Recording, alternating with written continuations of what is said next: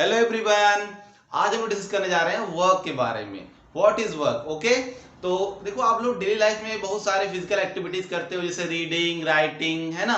तो आप कहते हो we are doing work, but वो वर्क नहीं है। इन फिजिक्स वो वर्क नहीं है। तो फिर क्या वर्क है? वर्क होती है बच्चों, जैसे आपने किसी बॉडी पे फोर्स अप्लाई किया और बॉडी आगे डिस्प्लेस करे, तो हम कहेंगे कि बॉडी पर आपने वर्क किया। ठीक है, बॉडी का डिस्प्लेसमेंट होना बहुत जरूरी है। ठीक, देखो, work is said to be done only when the force applied on a body makes the body move. हम तभी कहेंगे वर्क कि हुआ, नहीं तो हम कहेंगे वर्क नहीं हुआ। जैसे हमने मान लो इस बोर्ड पे फोर्स लगाया, अभी बोर्ड पे हमने फोर्स लगाया, बोर्ड तो आगे मूव नहीं किया, इसका मतलब कि हमने कोई वर्क नहीं किया। ठीक है, ओके, समझ में आया क्या होती है वर्क फिजिक्स में। अब हम देखते हैं कि कैसे हम लोग वर्क को कैलकुलेट करते हैं। चलो, तो जैसे मान लो आपके पास एक बॉडी है, इस बॉडी पे आपने फोर्स लगाया F, आपने फोर्स लगाया F, और मान लो ये बॉडी डिस्प्लेस हो गई, यहां से आ गई यहां तक S, डिस्प्लेसमेंट हो गया। हम लोग डिस्प्लेसमेंट को S से डिनोट करेंगे, ये डिस्प्लेसमेंट है और ये फोर्स है। तो वर्क कितना होगा बच्चों? तो वर्क दो चीजों पे डिपेंड करेगा, एक तो फोर्स पे कि आपने कितना फोर्स अप्लाई किया, जितना ज्यादा फोर्स अप्लाई करोगे उतना ज्यादा वर्क करोगे ना, और दूसरा डिस्प्लेसमेंट पे, ठीक है, कि आपने कितना डिस्प्लेस किया बॉडी को। तो दो चीजों पे डिपेंड करती है। तो देखो हम कहते हैं work is defined as the product of force and displacement in the direction of force, ये होते, यानी आपको जो डिस्प्लेसमेंट लेना है वो फोर्स की डायरेक्शन में होनी चाहिए। याद रखना, फोर्स की डायरेक्शन में ही डिस्प्लेसमेंट होना चाहिए। दोनों के बीच का एंगल सेम होना चाहिए, दोनों एंगल सेम होना चाहिए, दोनों मतलब किसी और एंगल पे ना हो। ठीक है, दोनों के बीच का एंगल 0 डिग्री होना चाहिए। इस तरीके से हम लेंगे। ठीक, डिस्प्लेसमेंट को हम लोग फोर्स की डायरेक्शन में लेंगे। ठीक है, ओके, तो यहां से वर्क का, यहां देखो फोर्स और डिस्प्लेसमेंट दोनों सेम डायरेक्शन में है, तो यहां से वर्क का फॉर्मूला क्या हो जाएगा? वर्क इज इक्वल टू हो जाएगा फोर्स इनटू डिस्प्लेसमेंट। लेकिन याद रखना है displacement in the direction of force होना चाहिए, और यहां डिस्प्लेसमेंट फोर्स की डायरेक्शन में है तो हमने डायरेक्टली F इनटू S लिख दिया। ठीक है, ओके। अच्छा, अगर मान लो डिस्प्लेसमेंट आपका फोर्स की डायरेक्शन में नहीं हो, तब क्या होगा? कैसे हम लोग उसको वर्क को एक्सप्रेस करेंगे? तो देखते हैं। जैसे मान लो हमारे पास एक इंक्लाइंड प्लेन है और ये एंगल थीटा डिग्री है। ठीक है, और मान लो हमने कोई बॉडी लिया, यहाँ पर एक बॉडी हमने यहाँ पे ले लिया और हमने फोर्स अप्लाई किया ऐसे, अब देखो हम लोग फोर्स अप्लाई करेंगे इस डायरेक्शन में, तो बॉडी इधर तो आएगी नहीं, बॉडी कहां जाएगी? ऊपर। बॉडी का डिस्प्लेसमेंट किधर होगा? इधर। बॉडी का डिस्प्लेसमेंट इस डायरेक्शन में होगा ना, लेकिन हमको तो चाहिए फोर्स की डायरेक्शन में डिस्प्लेसमेंट, तो मुझे इस डायरेक्शन में डिस्प्लेसमेंट चाहिए, यानी मुझे इस डायरेक्शन में डिस्प्लेसमेंट चाहिए, इधर इस डायरेक्शन में। तो ये डायरेक्शन में डिस्प्लेसमेंट कितना होगा आप फाइंड कर सकते हो। देखो ये आपका जो ट्रायंगल है ये 90 डिग्री है, तो ये हाइपोटेन्यूज होगा, ये बेस होगा, ये परपेंडिकुलर होगा। तो हमको बेस फाइंड करना है। क्या फाइंड करना है? बेस। तो बेस इज इक्वल टू क्या होता है? बेस इज इक्वल टू होता है, sorry, cos theta is equal to होता है बेस अपॉन हाइपोटेन्यूज, और हाइपोटेन्यूज है कितना आपका? यस, ये cos थीटा आप लोगों ने पढ़ा था, cos theta is equal to base upon hypotenuse. ये आपको याद रखना है, बेस अपॉन हाइपोटेन्यूज कितना है? s। यहां से बेस की वैल्यू क्या आ जाएगी? बेस की वैल्यू आ जाएगी s cos थीटा। बेस की वैल्यू क्या आएगी? s cos theta. तो ये वैल्यू हो जाएगी बच्चों s cos थीटा। यानी हम लोग अगर इस डायरेक्शन में डिस्प्लेसमेंट लेंगे, इस डायरेक्शन में डिस्प्लेसमेंट, तो हो जाएगा s cos थीटा। तो यहां से जो वर्क का फॉर्मूला आएगा, F into s cos theta. यानी हमने फोर्स लिया और डिस्प्लेसमेंट लिया इन the direction of force. Displacement हो रहा था ऊपर, बट हमने इसका ये वाला कंपोनेंट ले लिया। ठीक है, समझ में आया? तो हमने यहाँ तो डिस्प्लेसमेंट का कंपोनेंट लिया, ऐसे ही आप चाहो तो फोर्स का भी कंपोनेंट ले सकते हो। कैसे? देखो मैं दिखा रहा हूं। जैसे मान लो ये इंक्लाइंड प्लेन है और आपने एक बॉडी यहां पे लिया और आपने फोर्स अप्लाई किया ऐसे। ठीक है, ये आपने फोर्स अप्लाई किया ऐसे, बॉडी डिस्प्लेस कर रही है ऊपर।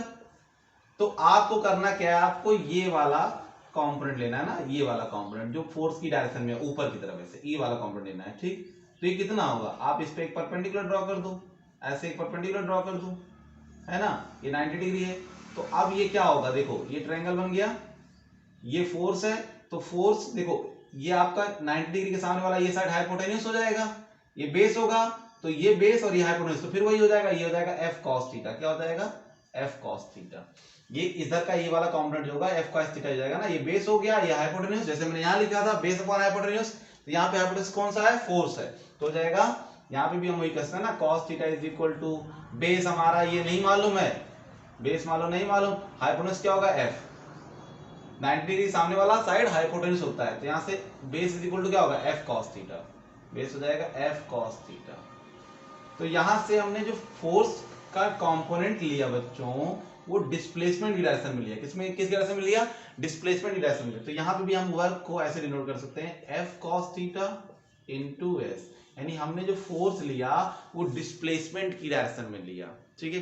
तो आप लोग वर्क को दो तरीके से एक्सप्रेस कर सकते हो, एक तो force in the direction of displacement, दूसरा displacement in the direction of force. Okay, समझ में आया, चलो ठीक है। तो ये हमने वर्क का एक्सप्रेशन समझा दिया कैसे क्या होता है, ठीक है। अब आप देखो वर्क तीन चीजों पे डिपेंड कर रहा है, एक डिपेंड कर रहा है फोर्स पर, एक डिपेंड कर रहा है फोर्स पर, दूसरा डिपेंड कर रहा है डिस्प्लेसमेंट पर, और तीसरा डिपेंड कर रहा है बच्चों एंगल पर। ये थीटा क्या है, theta is the angle between force and displacement. Theta क्या है, theta is the angle between force and displacement, यानी फोर्स और डिस्प्लेसमेंट के बीच का जो एंगल उस पर भी डिपेंड कर रहा है।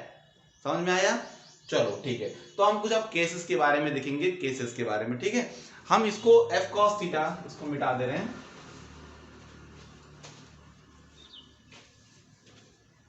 देखो जो वर्क है, वर्क का फॉर्मूला भी क्या आया, एफ एस कॉस थीटा। दोनों का फॉर्मूला सेम था, बट हमने दोनों को अलग अलग कंपोनेंट तोड़ के लिखा था। इसको हम लोग लिख सकते हैं एफ डॉट एस। अब एफ डॉट एस क्या है, ये आप लोगों को 11th में सिखाया जाएगा, ये डॉट प्रोडक्ट होती है, ठीक है, ये डॉट प्रोडक्ट ये 11 में सिखाया जाता है, ठीक। अच्छा, अब याद रखिएगा आप लोग, work it is a scalar quantity, it is a scalar quantity. Work जो होती है बच्चों स्केलर क्वांटिटी होती है, जो वर्क है बच्चों वो स्केलर क्वांटिटी होती है। स्केलर क्वांटिटी आपको पता है ना, जिसके पास डायरेक्शन नहीं होता है, सिर्फ मैग्नीट्यूड होता है, ऐसे क्वांटिटी को हम क्या बोलते हैं, स्केलर क्वांटिटी। तो वर्क एक स्केलर क्वांटिटी है। अच्छा, अब मान लो हम कुछ केसेस के बारे में डिस्कस करने जा रहे हैं। Case number 1, if theta is equal to 0 degree, अगर मान लो थीटा 0 डिग्री हो। थीटा 0 डिग्री कब होगा, जैसे एक बॉल है और एक ग्राउंड है, एक ग्राउंड है, एक बॉल है जिसका मास m है, और ये बॉल आपका नीचे डिस्प्लेस हो रही है। किधर डिस्प्लेस हो रही है, नीचे, नीचे डिस्प्लेस हो रही है h हाइट तक। कितने हाइट तक, h हाइट तक। तो अब नीचे डिस्प्लेसमेंट हो रही है, और फोर्स ऑफ ग्रेविटी, देखो इस बॉडी को ग्रेविटी नीचे खींचेगी, किस फोर्स से खींचेगी, mg से।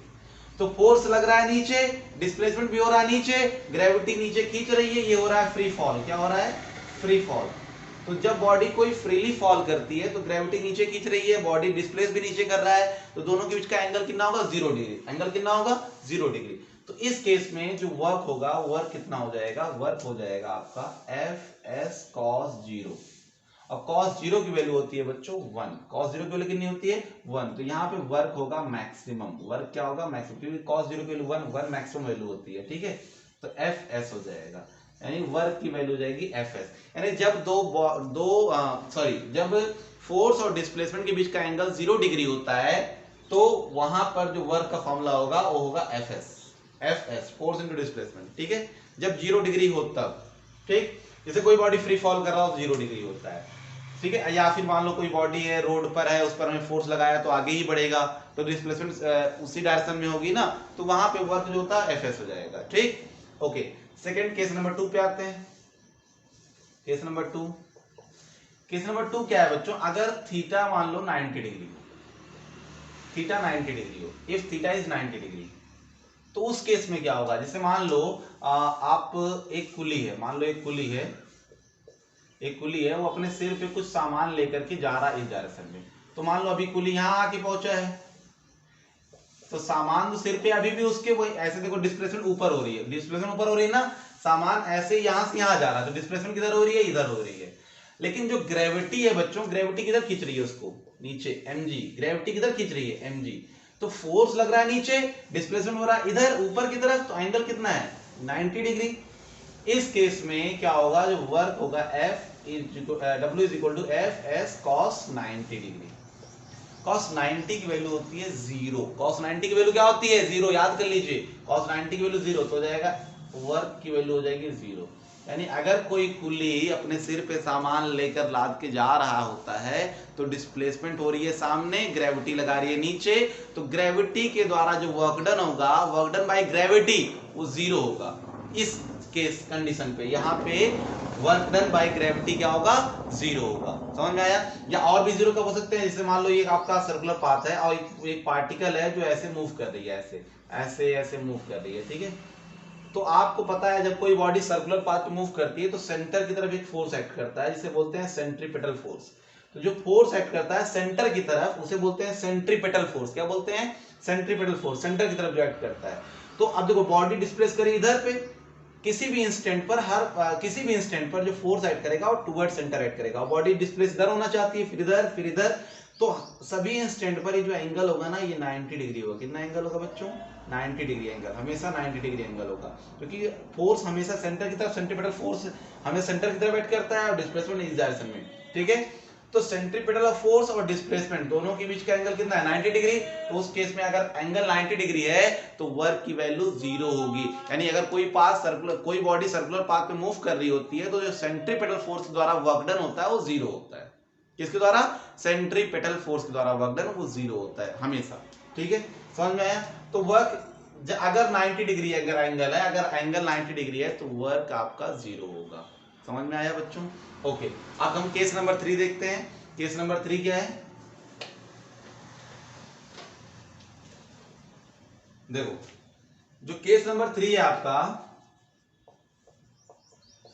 वो ये है कि अब थीटा 180 डिग्री एंगल हो। थीटा कितना डिग्री एंगल हो?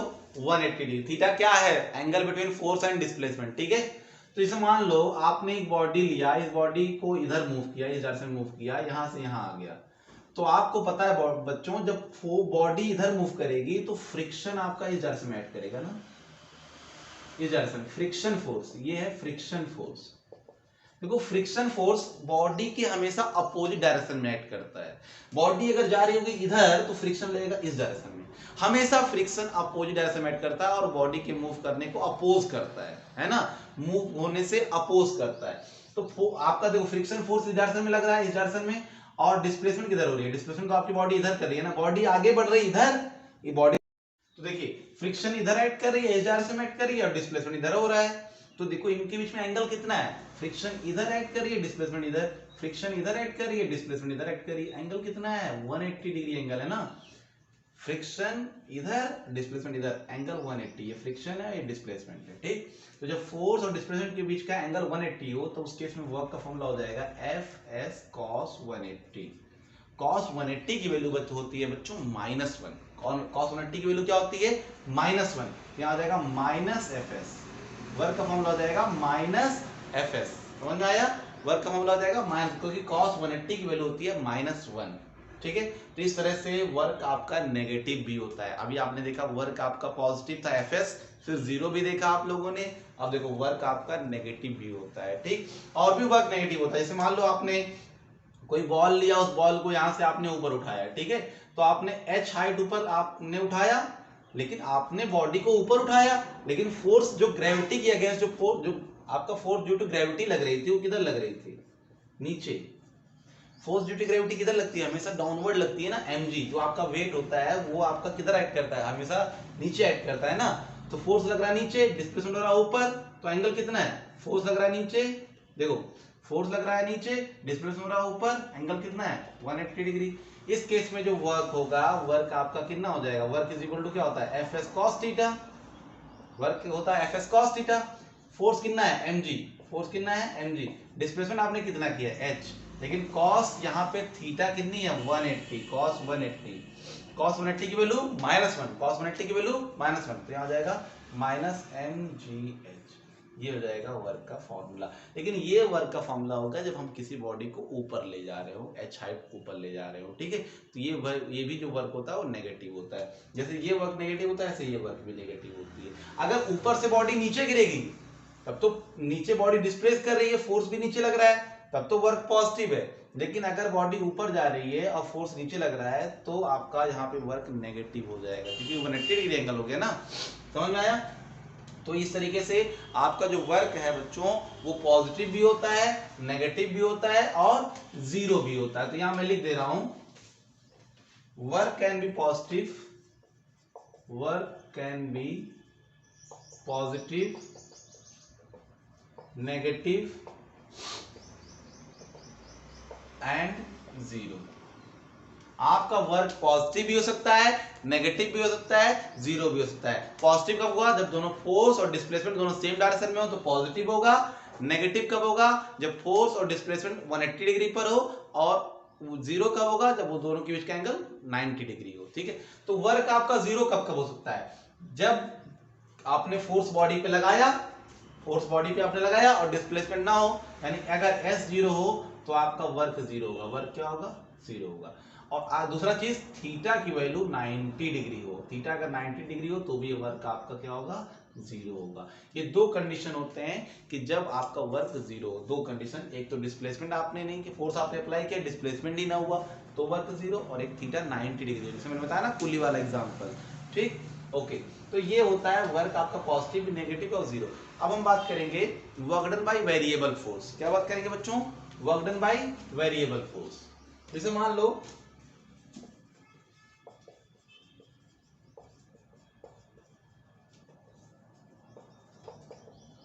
Work done by variable force, जैसे मान लो फोर्स आपका वेरी कर रहा हो। जैसे आपने फोर्स लगाया फिर छोड़ दिया, फिर लगाया फिर छोड़ दिया, तो वेरी कर रहा है ना। अभी आपने कांस्टेंट फोर्स लगाया था ना, अभी आपने फोर्स को जितना लगाया उतना आप ये लगाते चले गए तो कांस्टेंट फोर्स है। लेकिन आपने फोर्स लगाया, थोड़ा कम किया, फिर ज्यादा किया, तो वेरिएबल होगा ना। तो उसको कैसे कैलकुलेट करेंगे? उसके लिए हम लोग ग्राफ बनाएंगे। क्या बनाएंगे? ग्राफ। इधर लेंगे डिस्प्लेसमेंट, इधर लेंगे फोर्स। अगर वेरिएबल फोर्स है तो हम लोगों को ग्राफ से हमको कैलकुलेट करना पड़ता है। इधर फोर्स हमने ले लिया, इधर हमने डिस्प्लेसमेंट ले लिया। ठीक है बच्चों? अच्छा, मान लो ग्राफ कुछ ऐसे बना हुआ है, ऐसे ऐसे। तो अब हम लोग वर्क कैसे फाइंड करें? हम लोग वर्क का फॉर्मूला जानते हैं, F into F S cos theta. लेकिन वहां पे एफ का आपका क्या था? कांस्टेंट था। वहां पे एफ क्या था? कांस्टेंट। लेकिन यहाँ पे एफ तो वेरी कर रहा है। ऊपर जाएंगे तो फोर्स बढ़ेगा, इधर जाएंगे तो डिस्प्लेसमेंट बढ़ेगा। ठीक है, तो इसको क्या करेंगे? इसके लिए हम लोग छोटा सा एलिमेंट ले लेंगे, छोटा सा एलिमेंट। और अब देखो छोटे से एलिमेंट में फोर्स ज्यादा वेरी नहीं कर पाएगा ना, यहाँ फोर्स ज्यादा वेरी नहीं कर पाएगा। तो ये आपका डिस्प्लेसमेंट कितना हुआ? ds। और फोर्स आपने लगाया मान लो F1, मान लो कितना लगाया? F1। तो ऐसे ही आपने क्या किया, यहाँ पे वर्क निकालने के लिए आपने F1 ds निकाला, छोटा सा वर्क निकला dw F1 ds। ये आपने फोर्स इंटू डिस्प्लेसमेंट ले लिया। ऐसे ही आप ये देखो आपने क्या किया, इसका फोर्स ऊपर गए और इधर लिए, तो ये आपने एरिया ही तो निकाला। ऐसे आपने यहाँ का एरिया निकाला, ऐसे आपने यहाँ का एरिया निकाला, ऐसे आपने अलग अलग फोर्स लेके और डिस्प्लेसमेंट लेके आपने एरिया निकाल लिया। और एरिया निकाल के सबको अगर कैलकुलेट कर देते हो बच्चों तो आपको टोटल वर्क डन मिल जाएगा यहाँ से लेकर यहाँ तक। यहाँ से यहाँ तक अगर फोर्स वेरी कर रहा है तो आपको अगर इसके अंदर की आप एरिया फाइंड कर लेते हो, ये एरिया फाइंड कर लेते हो, तो ये एरिया जो होती है आपको वर्क देती है। यानी जब भी वेरिएबल फोर्स आपको मिल जाए तो आपको कुछ नहीं करना है, ग्राफ जो बना होगा उस ग्राफ के स्केच के नीचे की जो एरिया होगी ना, वो एरिया आपको वर्क देगी। समझ में आया? तो वर्क क्या होती है? देखो वर्क कैसे कैलकुलेट करेंगे? ये होती है एरिया इनक्लोज्ड, एरिया इनक्लोज्ड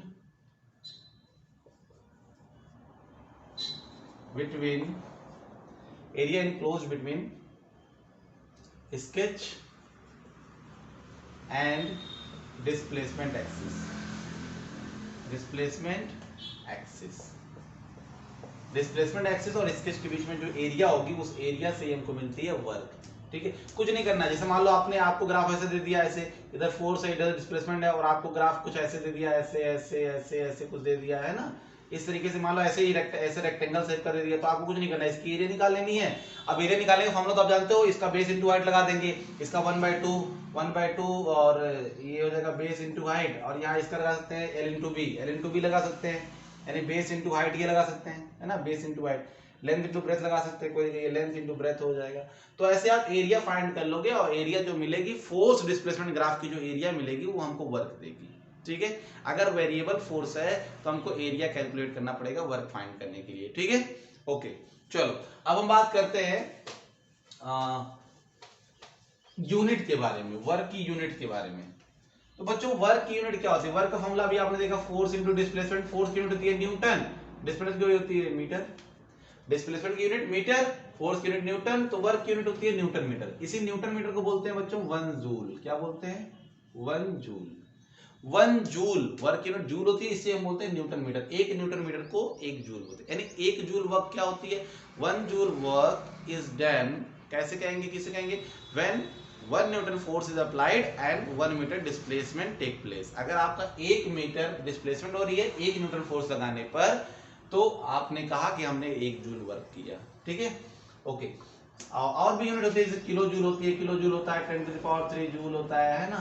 ऐसे आप मेगा जूल ले लो, मेगा जूल होती है 10⁻6 जूल, है ना। अब ओके, और इसकी जो सीजीएस यूनिट, ये तो एसआई यूनिट है, एसआई यूनिट है जूल। सीजीएस यूनिट जो होती है बच्चों, वो होती है, देखो न्यूटन का जो सीजीएस यूनिट होता है डाइन। क्या होता है? डाइन। और मीटर का जो सीजीएस यूनिट होता है सेंटीमीटर। और इसी डाइन सेंटीमीटर को बोलते हैं अर्ग। क्या बोलते हैं? अर्ग, ERG, अर्ग। ये होती है एसआई, ये होती है सीजीएस यूनिट। कौन सी यूनिट होती है? CGS unit. सीजीएस यूनिट होती है डाइन सेंटीमीटर। डाइन सेंटीमीटर से हम बोलते हैं 1 अर्ग। ठीक है, अब हम लोग कैसे न्यूटन मीटर को डाइन सेंटीमीटर कैसे कन्वर्ट करते हैं? तो देखो 1 जूल इज इक्वल टू होता है 1 न्यूटन मीटर। और आपको याद होगा 1 न्यूटन बराबर 1 न्यूटन बराबर होता है 10⁵ डाइन, 10⁵ डाइन। और 1 मीटर बराबर होता है 10⁻² सेंटीमीटर। एक तो होता है 1 न्यूटन में 10⁵ डाइन होता है, और 1 मीटर में 10⁻² सेंटीमीटर होता है। तो इसको मल्टीप्लाई करेंगे तो हो जाएगा 10⁷ डाइन सेंटीमीटर, डाइन सेंटीमीटर। और बच्चों डाइन सेंटीमीटर को बोलते हैं अर्ग। क्या बोलते हैं? अर्ग। तो होता है 1 जूल इज इक्वल टू 10⁷ अर्ग। ठीक है, तो ये हो गया आपका रिलेशन बिटवीन जूल एंड अर्ग। समझ में आया बच्चों? तो इस तरीके से हम लोग, देखो वर्क के बारे में हम लोगों ने समझा, यूनिट के बारे में हम लोग समझा, वर्क के हम लोगों ने 2 तरह से कंपोनेंट लेकर के उसके एक्सप्रेशन को समझा। ठीक है, तो ओके, थैंक यू।